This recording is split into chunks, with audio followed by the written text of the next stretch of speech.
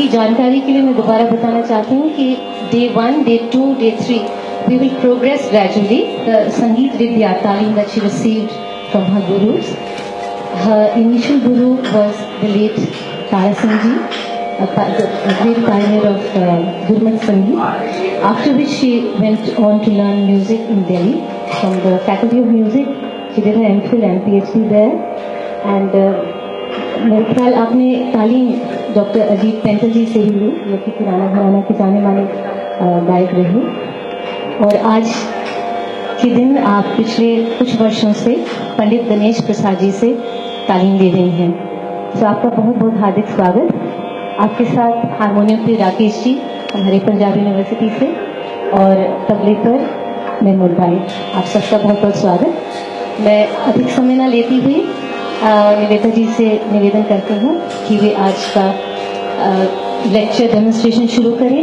विद्वान सब ज्यादा हैं तो लेकिन इसका मतलब ये है कि we can have an exchange of the ideas and कुछ जो मुझे थोड़ा बहुत समझ आई संगीत की वो मैं आपके साथ शेयर कर लेती हूँ। One thing is clear that Indian music is such a sublime art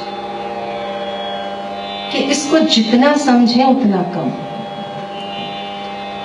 और मुश्किल ये भी है कि जितना समझते चले जाते हैं उतनी ये समझ आती है कि अभी समझ आई नहीं। सो दिस इज, जब छोटे होते हैं when we start learning music we just know 1 or 2 ragas or just a few songs in the school or in the college. You know, we are so enthusiastic to go to the stage and I want to sing, I want to sing, please give me time, I want to sing, please give me 5 minutes to sing a song.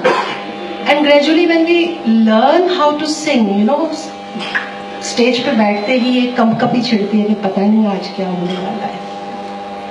So this is the greatness of this art, this is the sublimity of this art.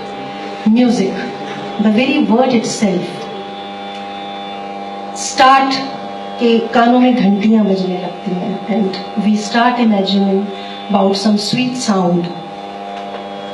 The word is derived from the muses which is the Greek goddess, presiding goddess of fine arts. But in India we have the word sangeet for music and that includes singing, playing of instruments and dancing, all the 3 art forms. Though Geet or singing is the main limb, followed by instrumental music and then by dancing.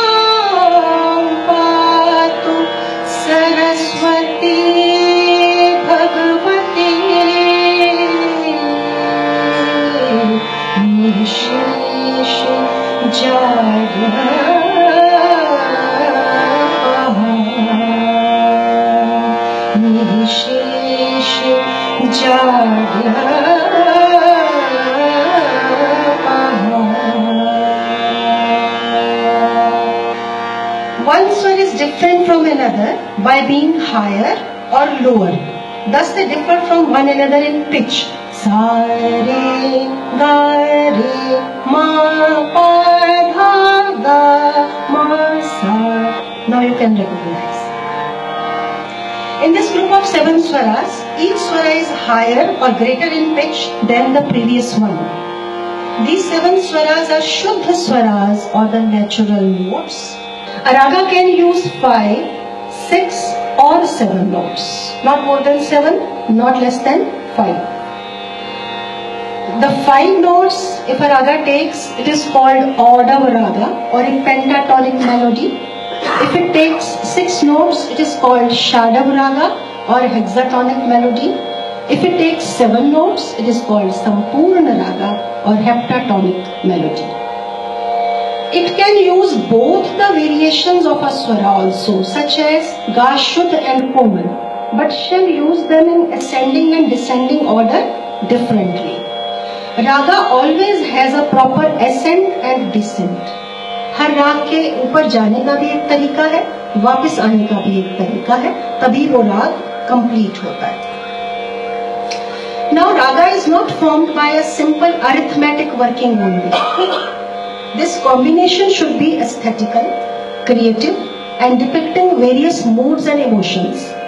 ऐसा नहीं है कि at random उठा के कोई भी 5 स्वर इकट्ठे कर दिए, कोई भी 6 इकट्ठे कर दिए, कोई भी 7, तो वो राग बन जाएगा. ऐसा नहीं है. उस कॉम्बिनेशन को करने में उसके पीछे एक ऐसी सोच हो कि वो राग एक एस्थेटिकल रूप में सामने आए. It is not that the process has stopped. Still the new ragas are being composed. लोग बना रहे हैं नए नए राग, लेकिन बहुत विद्वान लोग बैठे हैं. हम सब जानते हैं कि इतने राग बन चुके हैं कि उन सबको जानना भी एक जन्म में बहुत मुश्किल है. तो before we take a new raga or try to make a new raga, it is very important to at least know about those old ragas which we have inherited from our musicians, from the Gurujians, from the gurus. कोई भी राग कोई सिर्फ एक mood depict नहीं करता. कुछ ऐसे राग हैं जो किसी खास मूड को ज्यादा डिपिक्ट करेंगे, वो गंभीर राग हैं, लेकिन राग के द्वारा किसी भी मूड या इमोशन की डिपिक्शन में कई और भी फैक्टर्स जो हैं वो काम करते हैं. What is this? ग्लाइडिंग. इसको हम कहते हैं मींड. इसको क्या कहा जाता है? मींड लेना. So these are the grace notes which are used to enhance the aesthetics of any rag. There are 4 or 5 types of grace notes. When we take like this, sa ma ga pa, this is mean. जब हम किसी note को थोड़ा सा जोर से उसको थोड़ा घुमा के लेते हैं, उसको हम कहते हैं खटका. कैसे? गा मा pa ni pa pa पा पा सा रे पा. इसको हम कहते हैं खटका. इसके अलावा एक मेन नोट को प्रोनाउंस करने से पहले कई बार हम उससे एक पहले किसी नोट पे हल्का सा सॉफ्ट सा टच उस नोट का देते हैं, किसी पहले नोट का. इट इज नोन एज कण. उसको कण फॉर्म में, कण मतलब छोटा सा एक पार्टिकल, स्मॉल, उसको एक पार्टिकल के रूप में हम एक और स्वर का जब स्पर्श देते हैं तो हम उसको कहते हैं कण. कैसे? जैसे निसा गा मा मा.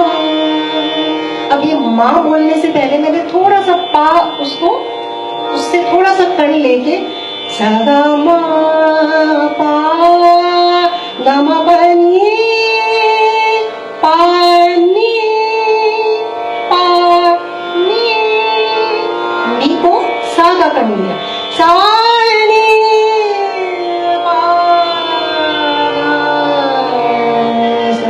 ग्लाइडिंग. नींद.